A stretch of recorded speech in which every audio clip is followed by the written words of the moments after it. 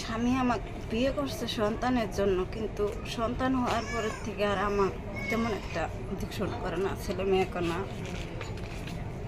যতটুকু পারছি মেয়েটাকে লেখাপড়া করাইছি। ছোট ছেলেটার জন্য দেশেও থাকতে পারি না, ও লেখাপড়া কীভাবে করাবো, সেই জন্য ওরা নিয়ে ঢাকা আসছি, বাসায় কাজ করি। এই বাচ্চা কে রাখবে? ও আমার মেয়ে বাচ্চা রাখে, আমি বাসায় কাজ করি, করিয়ে পেট চালাইতাছি। আর এর মধ্যে বাড়তি কিছু করার মতো আমার হয় না, টাকা পয়সা হয় না। লেখাপড়া করাতে গেলে অনেক টাকাই লাগে, সেই জন্য আমি আর পারি না। ওর লেখাপড়া বদ্ধ করে দিয়ে ছেলেটারে রাখতে দিছি। ও রাখে সারাদিন, আমি সারাদিন মানুষের বাসায় কাজ করি, আনি সংসার চালাই। আমার জীবনের সবচেয়ে কষ্ট আমার মেয়ে লেখাপড়া করে না, ছেলের প্রতি কোনো দায়িত্ব নাই, মেয়ের প্রতি কোনো দায়িত্ব নাই স্বামীর। ও দেশে থাকে, এখন আমি বর্তমানে একাই থাকি ঢাকা।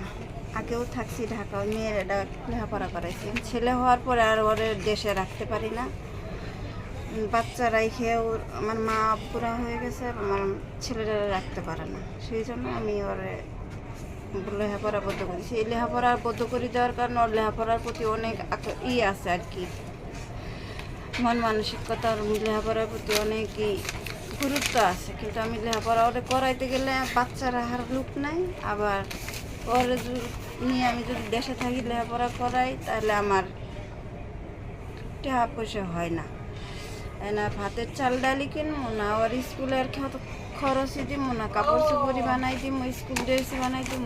একটা স্কুল ড্রেস বানাবার গেলে 2018 টাকা লাগে।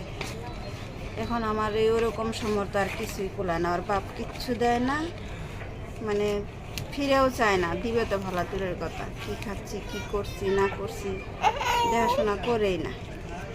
আপনার